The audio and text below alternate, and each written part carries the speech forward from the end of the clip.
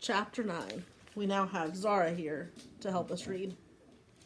All of the dogs like to read. Chapter 9. Roscoe to the rescue. Uh-oh. Right after recess, it was time to get ready for open house. Miss Diz and the room mothers set out chocolate chip cookies and cakes and pies on a big table. The napkins and juice. Those cookies look delicious. But I was too worried about the bee song to think about those delicious, chewy, chocolatey, melt in my mouth cookies. Almost too worried. Miss Diz arranged the chairs. Then she set out the sticks and the head baubles on the counter. Your parents will be here in just a few minutes, children, she said. Check out the activity center to be sure everything is nice and clean. Miss Diz called one of the room mothers. Do you have any name tags? I think I have some in the art cupboard, said Miss Diz. She opened the cupboard doors. No name tags. Let me see if they have any in the office. Children, I'll be right back. Roscoe, why don't you pass out the antenna? Dwan, you hand out the sticks. No filing business. And the rest of you finish cleaning up. I'm trying to read, buddy. Miss Diz rushed out the door. The art cupboard doors were still open. I could see the don't you dare glue I brought. And just then I had a super mega gonzo idea. Uh-oh. That does not sound like a good idea. That includes the super gonzo glue. I went over to the cupboard. All of the kids were busy cleaning up blocks and puzzle pieces and crayons. The room mothers were not paying attention to me either. They were busy mopping up juice spills. It was caused by a flying Lego. I picked up one of the head baubles on the counter. I reached for the don't you dare glue. I tried to read the label. It took a lot of work to read it. Bonds instantly and permanently. It said glues wood, metal, glass, and paper. The label did not mention head baubles. I opened the glue. I put a little on the headband, and I popped those head baubles on my head. Uh-oh. Does that sound like a good idea? Gluing head baubles to your head?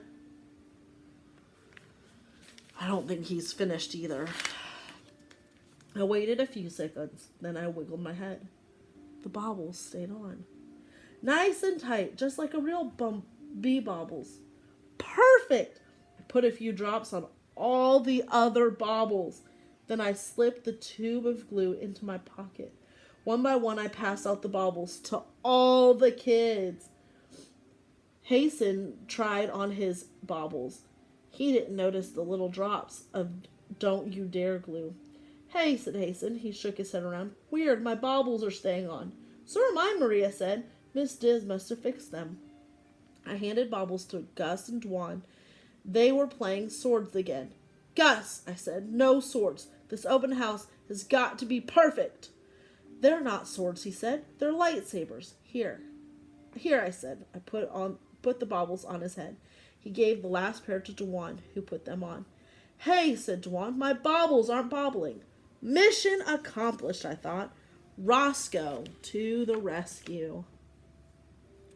Do you think Roscoe was doing this to get in trouble? Do you think he was doing it because he knew it wasn't a good idea? Or do you think he was actually trying to help and he just chose a really bad way to help?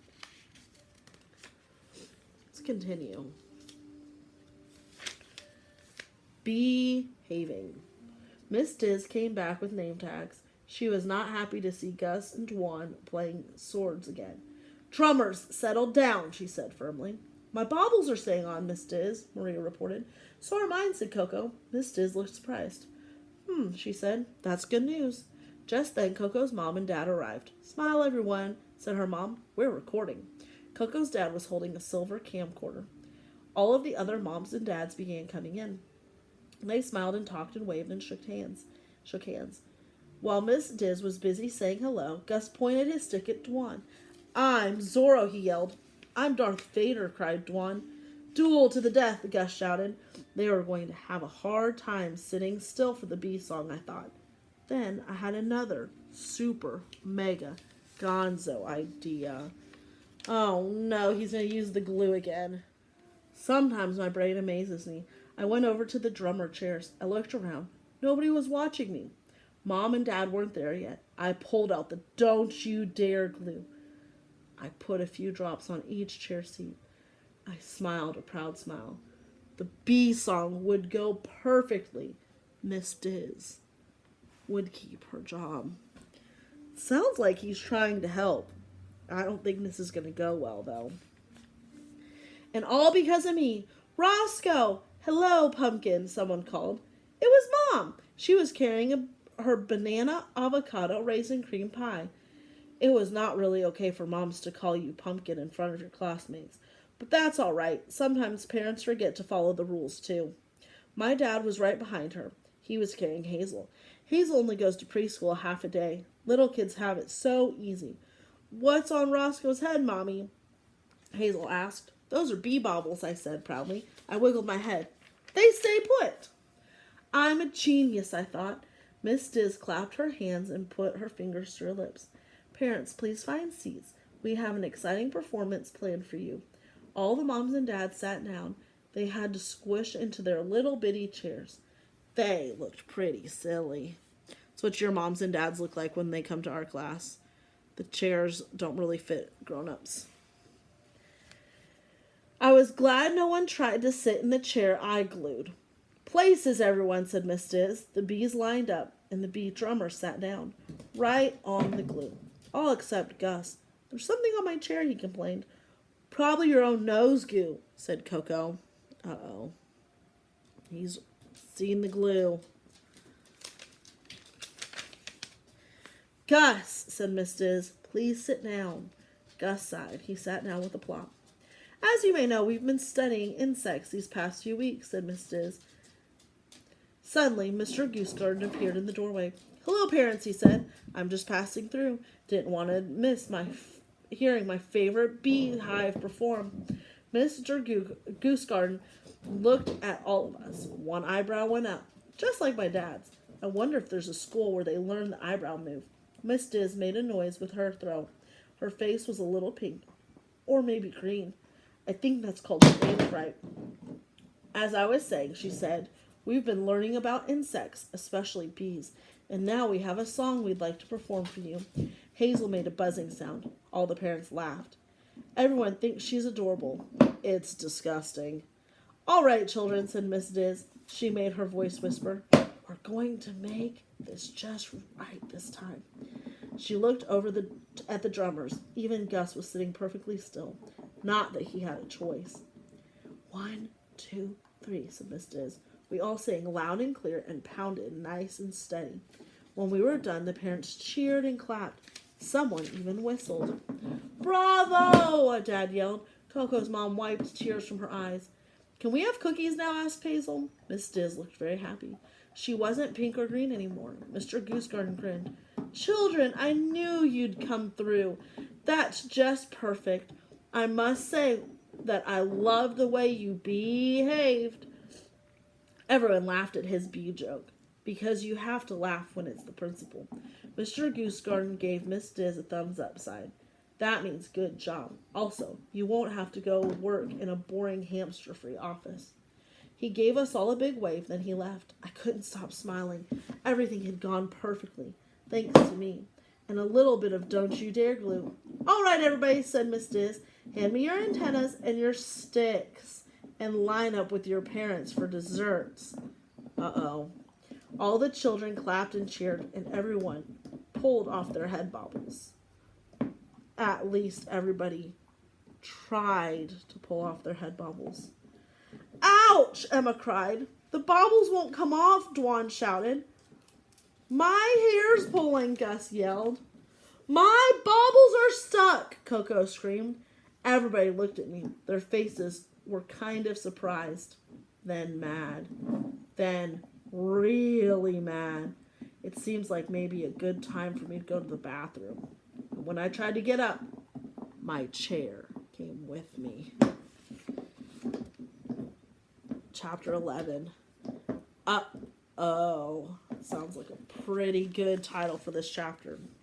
I yanked on my chair. I tugged, I pulled, I whirled around like Goofy, chasing his tail. Gus and Dwan and Coco and Maria tried to get up too. But those chairs were stuck to our clothes.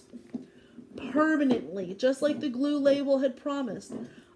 Uh-oh, I said real softly. No one heard me except Gus. All the kids were too busy screaming about their baubles and running around like crazy people. Parents were dashing over to see what the fuss was about. Coco's dad was recording the whole mess, and Miss Diz looked a little like she might faint. If you ask me, they were getting a little carried away about the head baubles. I mean, really, some of us had more important problems, like booty chairs. Roscoe, Gus said, how come you said, uh-oh? Did you do something? I don't you dare glue, I whispered. I sort of dared. Whoa, Gus wiggled the chair attached to his rear end. That is some glue. I'm doomed, I said. Totally, Gus said. Emma ran over to me. She yanked on her head baubles, just like everyone else. Roscoe, she said. Did you use that don't you dare glue on the baubles?